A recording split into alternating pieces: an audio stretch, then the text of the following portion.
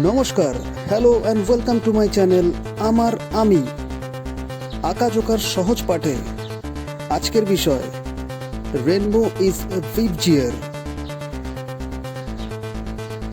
বন্ধুরা, রেনবো বা রামধনুতে 7টি রং থাকে, যেমন violet, indigo, blue, green, yellow, orange and finally red.